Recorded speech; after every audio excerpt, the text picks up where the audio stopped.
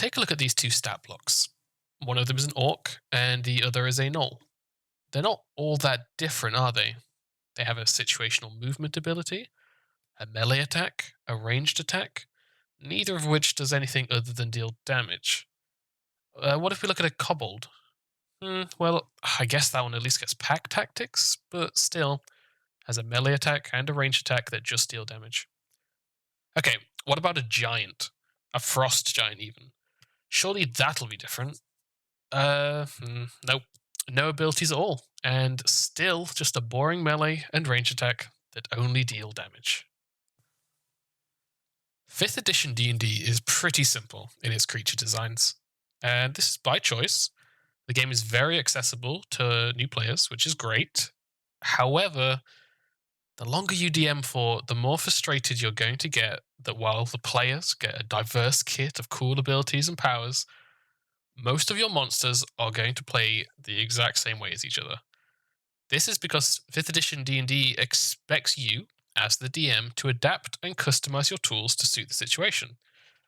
However, it doesn't offer a whole lot of advice for doing this, which can leave people confused and feeling stuck with bland enemies, or completely overdoing it and slaughtering their party with a big mess of hit points and one-shotting powers.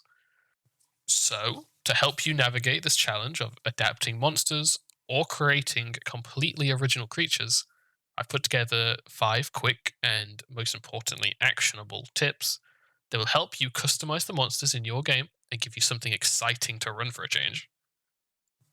Tip 1. Look to past editions. 4th edition is probably the most controversial edition of D&D, due to it kind of feeling more like a video game than a tabletop RPG. However, it undeniably has some of the best monster designs in D&D. 4th edition had a huge variety in its creature designs, especially when it came to designing different types of a single creature. In a 4th edition monster manual, no creature had just one stat block. Even a simple hawk had multiple stat blocks, each of which played totally differently. Let's look back at our 5th edition null. It's got a bite, a spear, and a longbow. Pretty basic. Now let's bring up a 5th edition variant of the null, a Null Sharpshooter. Well, the only meaningful change is that this one can shoot that bow twice and slow the target slightly. Now let's look at a 4th edition null. You'll immediately notice there's no stat block that's just called null. There's no template creature that all the others are slight adjustments on, because 4th edition didn't expect the GM to have to make any changes. It gave you a finished product right out of the gate. Ignoring the mechanical action economy, since that works very differently to 5th edition, we can already see some great powers that we could pull out of these stat blocks to add to our 5th edition null. Our 5th edition null doesn't get pack tactics, but that pack attack ability is awesome and could be easily applied. If the target creature has 2 or more of the null's allies within 5 feet of them, the null's attacks deal an additional 1d4 damage. The Null Demonic Scourge has a bunch of fun things we can steal if we want to buff our null up to be a mini-boss. That Heavy Flail is simple but exciting to run, and is super easy to add to our null. Just swap out the Null Spear with a typical 5th edition flail weapon, and add the affix that if the target creature is below half its maximum hit points, the target is also knocked prone. And if you want to be a little nicer, you could make it a strength saving throw to resist that effect. Another feature I'd love to steal for our mini-boss null is that Bloodthirst feature.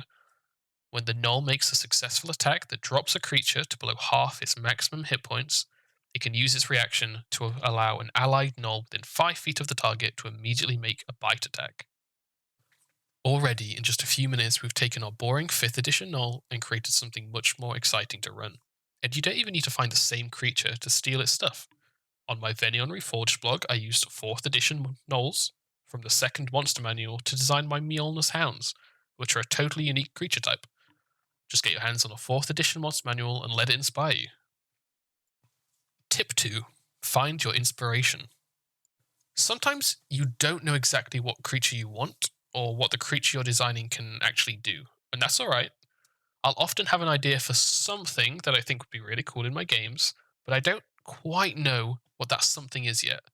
I'll have a piece of lore or a plot hook that needs expanding on, but I won't have a finished idea when I start designing the creature.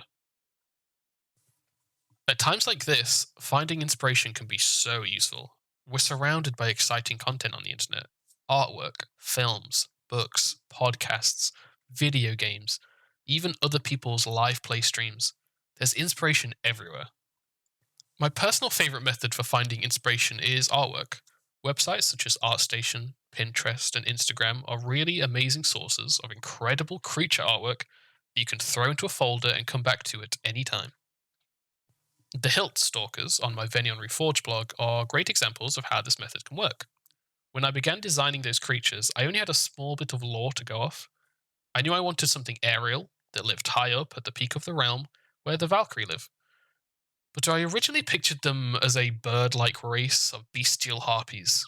It wasn't until I had scrolled through my saved Instagram posts that I saw the stunning artwork by Mircea Nicula, and my whole plan for the creatures changed. That one piece of artwork went on to influence the lore, visuals, and mechanics of those creatures, and now they're one of my favourite homebrew creatures, and I'm really excited to run them in my next game. Tip 3. Use traits that already exist. After years of homebrewing, you'll eventually develop an instinct for it. You'll know how to word things using the correct terminology that Wizards of the Coast use, and you'll begin to understand all the parts that need to be included to avoid creating loopholes or exploits, etc. But when you're first beginning your homebrewing journey, it can be a little daunting to figure out all that stuff, and that's why I highly recommend using existing creature abilities or actions when you can. By doing so, you'll have a trait that you're already familiar with, already worded in the correct way to immediately be dropped into your creature. This can be particularly effective if your creature lives in an interesting biome, such as underwater or in the Underdark. By looking at official creatures that live in these biomes, you'll be able to find abilities that will fit perfectly to your homebrew creature. Tip 4. Don't rely too heavily on official content. Now, I know I just said to borrow from the official content where you can, but try not to rely on it too heavily. After all, the reason we're homebrewing these creatures in the first place is because 5th edition's monsters are kinda dull, and we're trying to create something that's exciting to run. It can be tempting at first to take a monster stat block and just swap features out with similar abilities and actions, but if you do this, I can basically guarantee you'll end up with a monster that has one melee attack or one range attack that just deal a bit of damage. Instead, use the official content where it makes sense, but allow yourself to diverge and add an action or ability that really makes you excited to use it. Just be smart about what you're adding and how it will affect the monster's difficulty. If you add an attack that does 3 times the damage of the other CR3 monsters, your creature probably isn't CR3 anymore. Tip 5. Try to find existing design patterns. One of the scariest parts of jumping into homebrew creature design is balance. Nobody wants to design a monster but accidentally juice it up so much that it easily rips through your party. TPKing your players with an official module is one thing, but murdering your beloved player characters due to a mistake that you made when homebrewing can really sting. Luckily, as homebrewers, there are things we can do to rein ourselves in. Eventually, you'll develop an instinct for this stuff, but when you first start out, it can be really useful to look at creatures of a similar difficulty level. D&D Beyond is such a good tool for this. By using their filters, you can find all the monsters that are similar in strength and theme to the one you're building, and you can begin to look for patterns. Let's say you want to build a new, large beast creature to fight your level 2 party.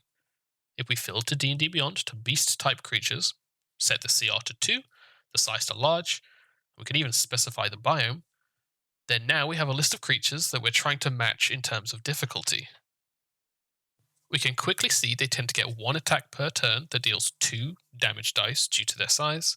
Their HP sits between the 40s and low 50s.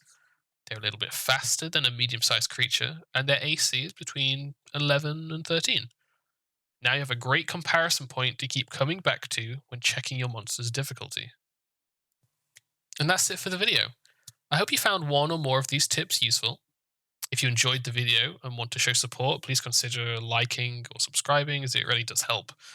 You can also find me on twitch.tv/skull_the Norse Wolf, or head over to my blog where I regularly post free 5th edition homebrews ranging from races and classes to monsters, feats, and backgrounds.